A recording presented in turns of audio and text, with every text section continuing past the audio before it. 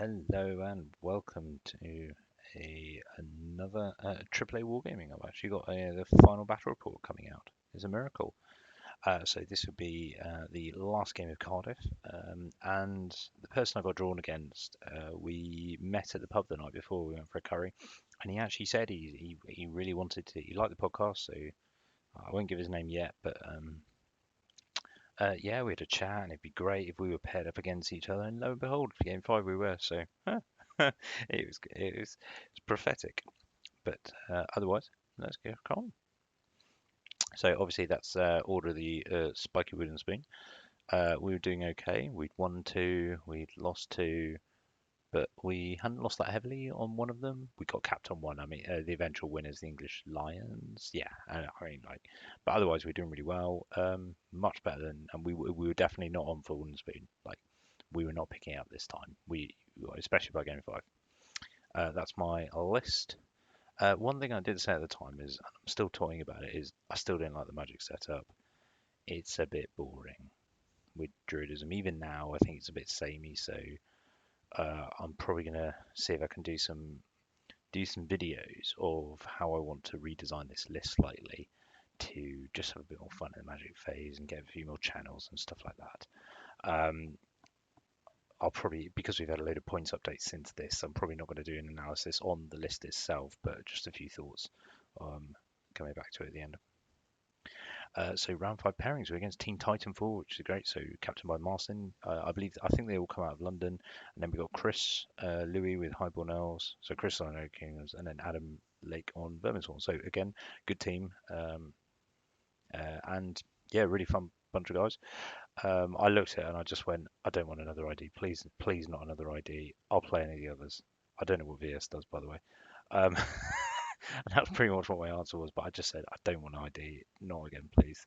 Especially at Martin's list because it was really, really good against me. As it was, David took the Highborn Elves.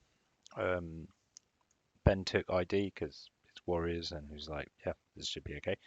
Vermin Swarm off against Vermin Swarm. And then I got the O Kingdom, so I got Chris. So Chris was the person I was talking to. Really nice guy. Yeah, so it was really good. We talked far too much at the beginning of the game about random stuff and all like this. So up game five was a frontline clash and capture the flags. So we were looking at this in very much. I was like, I've got a few units that I need to protect, so my cavalry I just keep them away as far as possible. But Ogre Khans have got some things that I can go after. So yeah. You're right. So here's Ogre Khan's list. Oh, I've just spelled. I realise I've misspelled Khan. Ogre Khan's at the top by looking at his Great Khan. So yeah. So obviously he's got a General with Destiny's Calling, Kagadai's Legacy and the Great Weapon. He's got an Ogre Crossbow, Crown of the Wizard King, which I really want to try that actually because I think it should be quite fun. Maybe on like a Dragon Lord or something. And then a Spine Splitter, which I think is something to do with the crossbow.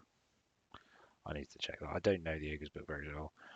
He's got a Wizard Master Shamanism, so totemic summons are going to be a bit bad, but also he's just got a +1 res or +1 strength, and with his hereditary, it could be quite dangerous. He's then got a Crystal Ball and Scepter of Power like me, so yeah. Another person who's been watching too much of or listening to Hammer Time podcast. He's then got a Khan BSB with double Aether Icon, Light Armor, Mental Great Weapon, Lucky Charm, and Cult Leader. No idea what Cult Leader does, but yeah, it's some pretty punchy characters. Then got a Bruiser Star with Pen of the Great God's Thigh, 5 Saber-Tooth Tigers, which 3 tribesmen and paired weapons, 5 mercenary veterans with Iron Fist, Magic Resistance, Standard Barrier, Banner of Displays, and Full Command, and then 3 mercenary veterans with paired weapons, Devastating Charge, Swiss Charge, and Musician. Then got 5 Scrapping Trappers, probably one of the best units in the game for what their points cost. They're really good. Tricky even for Sylvanels because you're like, great, I've got another wood that I want to put down, but I don't want to put it within your Vanguard range. So yeah, this could be interesting. But luckily I do have Pathfinders, so again, he's a bit worried about them. 2 Scratch Bolts, so Chariots plus War Machines, great. And then he's got Frost Mammoth to make sure that his mercenary veterans go ahead of my Blade Dancers and my Elves. And then a Supplement Slave Giant with Iron Fist. So overall, yeah, if his character's going to mercenary veterans of unit of 5, then he's got a pretty punchy unit. Or even if he's got one of his Great Khan goes in there, he's got a very punchy unit, two very punchy units that I'm not sure I can take off unless I get with the Frost Mammoth. Otherwise, actually, I was looking at his 3 tribesmen and 3 mercenary veterans going, I can take them off and then hopefully get some points, and maybe my Blade Dancer can go through one of his big blocks and get the objective that way. With magic, I didn't change my time. Yep, same list. He took Swarm of Insects, Totemic Summon, Awaken the Beast, and Break the Spirit. I think that was quite clever because I'm going to have a choice of Totemic Summon or Break the Spirit. He's also Crowned Wizard King. He got Fountain of Youth, which, yeah, so who's good to keep his Mammoth and Trappers alive.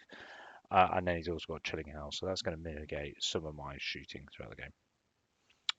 Chilling House is a really good spell. It's one of the ones it's one of my favourite spells in the game. I've got all the time for it. So plan, yeah, pick up his driver with 3 mercenary veterans whilst protecting my scoring. At some point, because I'm guessing he's gonna come up at me. My thought was, if my archers or dryads are gonna get killed, I just need to make sure I've got some counter thrusts and to kill another scoring unit. And the dragon is key to go after hunting the tribesmen, I think, or the mercenary vets. But yeah. So when we get onto the game, so terrain, we have a wall around here, got a forest, a field, a hill, got a water feature, got to remember that. We've then got and an impassable over here. He won the roll off the side, or did I? I think I did. Oh, and there's another ruins in the center there, right next to the wood there. Yeah, ruins there. So we decided that, and I think I took this side. It was a long day and a long weekend, very fun. But I was just like, look, I'm this side. I'll take this side. I don't mind. In hindsight, I probably shouldn't have done that. No, he did it. Yeah, no, he got to pick sides, and he picked that side because obviously the impassable and the water feature this side, and it just hems me in a little bit, so it's not great. I was a bit concerned about this because I've got the ruins there, and he can use that hill quite well with stuff like scratch bolts or one of his big units to charge off it, which is something I'd actually want to use. And also, I'd want to use it for a bit of cover for my monsters from the scratch bolts as well, and swarm. So what I did was I dropped. No, I started counter dropping. I was like, I don't want to go first on this one. I want to save some of my units and try and just. But we just kept counter dropping. Honestly, I can't remember what it is. As you can see from his left to right, so he's got a unit of 3 tribesmen here. He's then got his 2 scratch pots here on his left flank. He's got the bruiser start with BSB and Magin. He's then got the 5 mercenary veterans with his Great Khan in there. He's then got his dogs, his 3 veteran units, and his slave giant on this side, and the scratch bolt and the scraplings went there. I deployed I had my my thingy out here, hiding behind my giant out here to try and hide from swarm and any scratch bolts and just guard this flank. With my Heath Riders, I just put them first because my idea was I just wanted them, and they were going to either move that way or move up depending on where he went, and the same with these guys. I've got my Dryads in the centre there with my archers behind and blade dancers there to move into the wood and just zone in, and if necessary I can jump onto the next wood there with a tree father here and dragon. And the idea is that he's going to go after them. He's going to sort of move around here and threaten from this side and so on. What I actually should have done in hindsight, oh yeah, he's got his snowmouth behind here. Because of his 3 mercenary vets there, he should be on this side. Because these 3 can just push up here and dominate. These 2, I reckon, can dominate those 2 if I support them with the Pathfinders and just take out after they've taken out, I can do the dogs, I can do the giant, and those 2 can take that. So that was my way of getting those 2 scoring units, and then rely on the blade dancers and the drives in the center to at least take another one of the Death Stars off or something like that. But anyway, cool, right, let's go on. So vanguards, I didn't have any vanguards, and he moved his trappers over to the left. So now the wood is blocked. So that kind of screws over my thought with the blade dancers. Ogre Kingdom's turn 1, so he's rushed up quite a lot. He's done what I thought he was, and this is where I kind of got a mistake. I'd put my units too far back, I think, to stay out of 24 inches when actually I should have pushed further forward. So you can see he's been quite aggressive with his giants, so he's hemmed me in back here. He's got his mercenary veterans covering, which is cavalry here. He's pushed right up with both blocks with cover with the snowmouth, and he's left his tribesmen back here. So I'm going to have to travel a long way to go and get them. And there, what I need to do is make sure that they can't jump into that, because that would be a bad juju. Magic, he uses Swarm and gets it off and kills 4 of my Pathfinders. Yay! So I need to get them back. Right. My turn. So, right, what I'm doing here is I move him up to there. And I made a mistake here. For some reason, I thought this was impassable. It was only when you reminded me that, by the way, that's not impassable. So I needed to think about that. Or no, we did. Did we have it as impassable?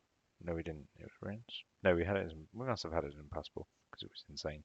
Yeah, we had it as impassable because they couldn't jump into there. So that was impassable. So I moved up to there. One, I wanted to protect from the scratch pods, but also just have a flank charge. So if he came here, I was going to charge with these two. So I just wanted to slow him down a bit and let me shoot some of his stuff off. I moved my giant up here, just a zone with the cover of the Heath Riders. My thought was if both of them go into that, I can win. That was a really stupid move. I should have. I think what my thought was that I'd already been heading quite a lot here, but actually I should have just gone right. I need to just get these out of dodge and take a 2 turns to get them over to this side because he's not going to be able to get to them, and they're just in danger here, and I've just blocked up my line. So that was a mistake. Otherwise, I think I've held these two up here because if this is the channel they've got to, they do not want to get charged by these 3 units, especially with my magic, and that's it. Well, also, my dragon is capable of running off that way if necessary. As you can see, though, my tree father is already gumming up. He can't charge past here, so like he's in the wrong place. And I should have already started moving him or moving him back into this position here to threaten here. Silvernail's turn 1. I kill all but one trapper, which is annoying. So the trapper, you can see him. He's legging it. Ooh. You can see he's legging it forward here to try and get to the next one. You can see him start to bring the dogs up and the mercenary veterans just to threaten this side and just basically try and draw me out. So I think he was planning a flee and then a counter charge because he's got loads of time to rally the mercs, and he's also they run this way whereas BSP is. So absolutely, I think this is a good move. Otherwise, he's just trying to edge forward without giving me a charge, and it's going into a bit of a standoff here. Yeah, and as you can see, that's really it. He's carefully placing his slow mammoth, so even if I do get into the Mogmets, they're definitely going first, either way. I'm concentrating on stopping Totemic Summon because I've suddenly realised that Totemic Summon is really good at going after my cavalry, especially as they're only Discipline 8, and if they fail a March check, they're dead. I was like, oh, damn it. So I was really trying to stop that one, which meant that he could put anything else on there, and so he could put another swarm of insects, which killed another Pathfinder. And he used some shooting to kill a blade dancer as well. I think this was the Great Khan from the Merkvets. Silvernail's turn 2. So this was where I picked off and killed the final trapper there on the left. And then I killed 2 of the dogs on the right. What I'm worried about now is them coming forward to chaff me with the Merkvets coming up behind. So that's what I'm trying to do. I just want to get rid of them, and then I'm going to start on the Merkvets and the giant with the Pathfinders. So Ogre Khan's turn 3. One thing I did do, as you can see from here, is I wanted the tribesmen to start moving out. I didn't care which way they went, but I just need to get them out. So I pushed the giant, and he's touching the hill so he can see over. I know I'm risking it with the scratch bolts, but I just need to do it. And you can see he's moved the tribesmen out here, so I'm pretty happy with that, even because now I've got this scoring unit that's over into the open. I can start going after it. I've got quite a bit here, shooting at other bits. He hasn't advanced his bruisers at all, so I'm still not under pressure, or his Merkvets, so I've still got some time. But what you can see now is this is where I've screwed up with my Heath Riders. I had to move them back. He's pressuring me with both those 2 units. I haven't got a lot of space to get around now, and it wouldn't take much for him to come forward. So, yeah. I'd say another thing, I'm really bad at using the Pathfinders as chaff, because actually what I could have done is have the Pathfinders now here, So what they would do there is I can actually allows me to push. I need to think about that in my next game because they're the obvious ones that I can actually push into the face of the mercs and other stuff, get them to charge and then counter charge with some of my stuff. So yeah, maybe. I think I was so focused on getting objective, I didn't actually think about how I was going to take out those Death Stars. I can either do objective or gameplay, and I couldn't do both this game, which is really bad. Right, these are four pictures. Let's go from left to right. So on his turn, he took out those Pathfinders with a swarm. Well done. On this one, he shot. Who had the? Oh, it was the crossbow on that side. Yeah. And then on this side, he used the catapults and killed two of them. Luckily, one of the catapults can't shoot for a turn or forever, so I was pretty happy with that. So one of them hit, one of them completely misfired. So, but they also didn't try and shoot my dragon. So yeah. My turn three. So I'm starting to try and move my Heath Riders around, and try and get them the other way, and move my giant back out of range and sort of trust, saying, look, if you come forward, I'm going to charge you, but otherwise nothing else. I've moved them across to shoot the final dogs. My Dryads I've moved slightly back because I wanted to keep them out of range there. I'm happy risking with them because if they charge all the way in, I can just counter charge them. What I've done here with the archers is move them around here because I want them to shoot at that. Same with the Tree Father and the Giant as well. And you can see I've moved my Heath Riders over to here. I thought it was being clever, but totemic summons. What I should have started doing here was trying to re-heal my Heath Riders to give them a bit more of a chance, but I wasn't.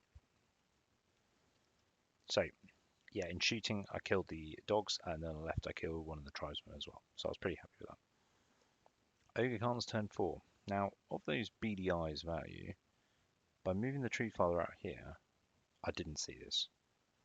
A flank charge into my Blade Dancers. So yeah, not great. And I've got a really difficult choice there because I could go +1 attack and get 6 attacks in there. But I have my BSBs on the other end. If my BSB was this end, if I'd seen that, I'd move my BSB across to this end. Yeah, that's easy. Like, I will kill that unit before they strike. Happy days. But I didn't think about it. I didn't even see it. So yeah, that was them. And they got in. Right. Otherwise, he's moved up quite aggressively now with that. He's realised on the right that I'm running away effectively. So he's like, right, I'll put the Merc Pets there. I've got the Snow Mammoth, and he's got the Giant. He's quite comfortable. He's probably like, this is a Hail Mary, but it could pay off big time, but they're probably going to lose them. So he needs to get one of my other scoring units. He does kill a few of the Yoga Kingdoms on my archers with them, but more importantly, it's finally happened. It's taken 4 turns to get it off. I couldn't dispel it. He brought on the Totemic Summon right behind them, so I need now to pass a March check, or they're in trouble. And I'm also in trouble because he's got Scratapults to my right there, and he's now got a Totemic Summon thing, and my monsters are not quite close enough. In combat, he kills 2 of me, and I kill 1 of him, but we stick. But yeah, so I'm going to kill him in my turn. So worse. Oh no, hang on. Oh no, so he runs. So he loses, he runs, and he goes through my giant and survives. No DTs. Really annoying. So I've now got to chase the tribesman down because he's not below 25%. And he's not enough leadership. So I've now got to waste a monster, go and kill them rather than where I wanted to do was face back into the center. On my turn, I combo charge with the dragon and the blade dancers into his bruiser star. Now you can see there, and he ran. That was probably sensible. It wasn't that far. I was happy to take that because I realized, right, I'll trigger the traps with one of the units first. I was going to do it with probably the giant, a dragon, keep the blade dancers alive, and then even then I can start healing them, put the giant dragon on an edge, so it's only minimal bruiser attacks coming his way, and I can just hopefully decimate that unit and get some of the scoring, and then it puts his mercs. So fleeing was easy because he's going to rally them. Every chance he rallies them. My Tree Father has gone off to the left because I really want to shoot that tribesman, just chase it down and see if I can also get to that Totemic Summon. You can see I've finally started doing it with my cavalry. I started moving around. I've brought the giant right round to this way and chaffed that with there. So the idea is they charge in there and I can counter charge with stuff. But I probably should have. This is too late. The only thing, I had them in the wrong position. If they're in front of my dryads from the start and then I push them forward, they'd be right up here, which is probably a better position for me. Yep, I managed to kill the tribesman, so I'm one up on objective here. So that was shooting from both the archers and the tree. Oh wait, no, it's tree father. I did. Yeah, here's a cool one. That was my discipline check. So I did not. I am 9+1, so I'm 10 inches away on 3 dice. That's not that difficult. And as you can really see, I've got 2 turns to avoid and this scratch box coming in. So I need to I need to think about this one. So the tree father needs to get in, but he's going to be all the way over there. It's going to be a difficult one. Yeah. All right, this turn. So you can see the giants come right around. He's come down with the menace and he's charged in there. Luckily, they did pass their terror check, so they're held, but they're going to get eaten. And then the mercenary sets have come forward to threaten. The Breezer Star rallied. Darn it. On the plus side, his totemic zone didn't make it, but I'm now trapped, so I need to now walk back the other way. And sort of my only hope is I can pass my march check, circle around this way. I think, yeah, what I do is wrong. What I should have done, I'll go through actually on my turn. I'll have a look. I've realised that. He shoots off one of my jars. Yeah, big whoop. He does eat my pathfinders, as you can see, and he overruns into my giant, which is annoying. Cool. Right, what I do is I try and march check and then to reform and then go that way and like, yeah, maybe. What I should have done, I think, use the 18 to go that way. I think that would have saved them and then move the tree father onto the hill.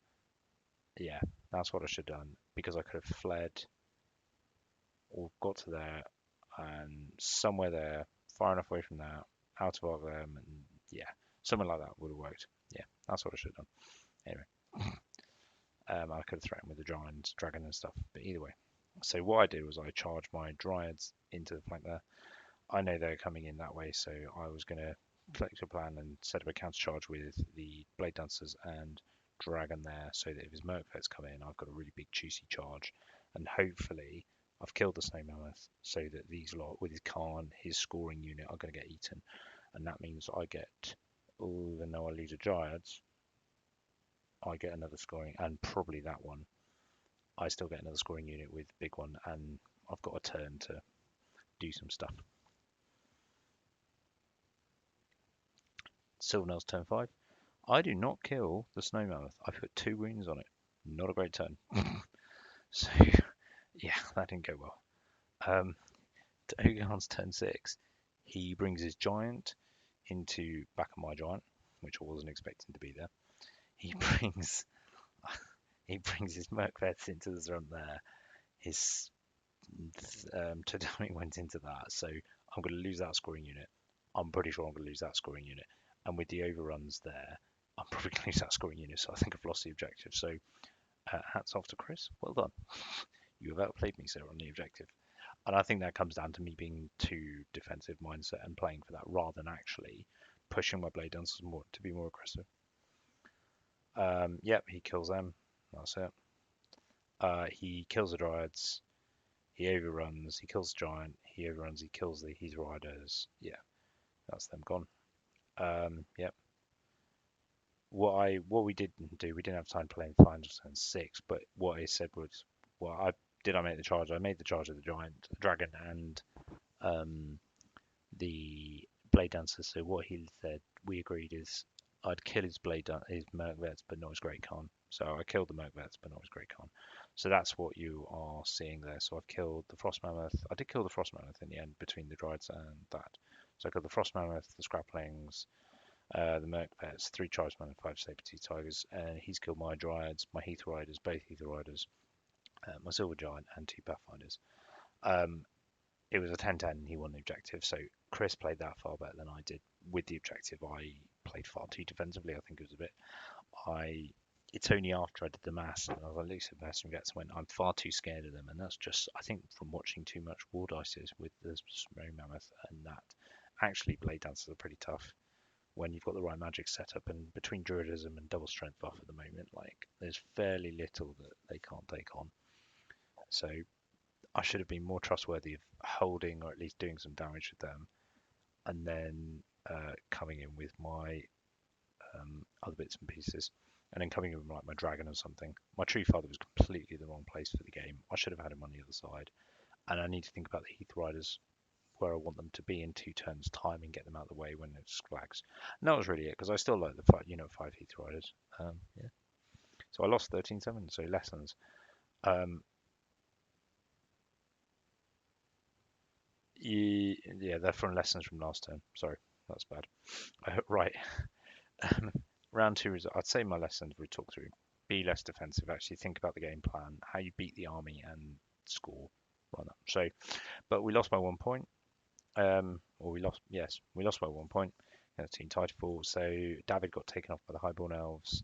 Ben beat the ID, so that was good. I would not have got 13 points against that army. Antoine won against Adam Lake, had a really resounding thing, and I lost 7-13. So I think I should have done better on that one. So apologies, guys. So I think I've dragged the team down overall. Now results.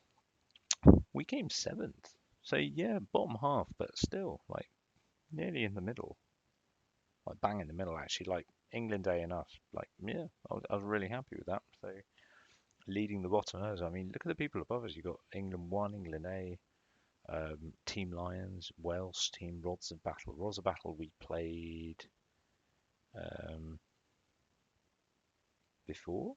Yeah, Rods of Battle with the team we lost to on the very beginning, which we gave good ring, and the Ringers. The Ringers were like, look at them, like Craig Johnson and that. We beat that team.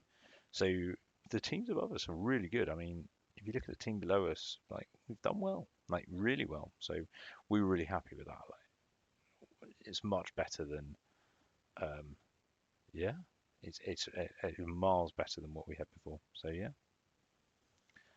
This is the individual ones, but look at Anton and Ben. So Anton's come 9. I think it was how many players? There's 12 teams, 48 players. So Anton's come 9th out of 48 players, and Ben has come 18th out of 48 players. Like both have scored really, really well. So I think David and I owe you an apology. Thank you for carrying us. We'd like to think that we took a few under the bus for you, but no, no, thank you. No, thank you for doing so well. Anton was on form. Like he had one game where he against Artem where he didn't score highly, but other than that, he was just blitzing it. And Ben took some really difficult matches and came away with some really good points, and was just really reliable. And we just needed that, I think. And then David and I were a little bit all over the place, unfortunately. So some of the points on the army that I felt from my experience over the weekend. So actually, firstly, on my opponent, the last opponent, Chris, thank you very much. I hope you enjoyed this battle report. Um, and I'd love to play you again, actually. So if I get to Art of War, I'm down for Art of War. If you're going to Art of War, I will definitely think about grudging you on that one. Just have a bit of a friendly one if you want to come with this, or even if I get to go early and we can have a friendly night before. But yeah, on this one, Channel 1 did not feel. Oh, this is Barney, the big one. Channel 1 did not feel strong enough at times. It just felt weak for me. And maybe it's just I'm not that good at Magic and I need to get better. But it just one of those things like Channel 2 or Channel 3 or something better just to get those spells out. I was trying to cast 3 a turn, and actually, maybe with the amount of points I've got invested in Magic, it just didn't feel powerful enough. So 2 units of 5 Pathfinders. I think the larger unit interacts with Druidism better, but maybe I think it came out in that last battle where I realised that I actually positioned them wrong. They are pseudo chaff, so I probably need to have them more aggressively, especially on certain units. They can survive or they're going to die, but I need them to be that sort of blocking force for my Dryads and my Blade Dancers. So maybe if I have them in conga line, maybe in between or a little bit further forward, that I can just zoom in and chat people that I just when I want to delay them a little bit and just move up some chances. So I'm not a fan of glancing light and great weapon on dragon. Yeah, the reason I'm not, I'm still toying with it now because I've got to. I think there's some balance. I've got to make a choice between magic and Oaken might, but the Sylvan Blades benefits from that are just so big. I'm getting attracted by AP4, but I'm not convinced that that's the way to go. I could be wrong. I'm still umming and ahhing on that one. I don't feel a fan, but it's one of those things. Especially if I come up against someone with divine attacks, like there's so much divine, so much sorry, against someone with Aegis. There's so much like divine attacks are really good. So I'm still a little uncertain on that, and maybe that's something I should do.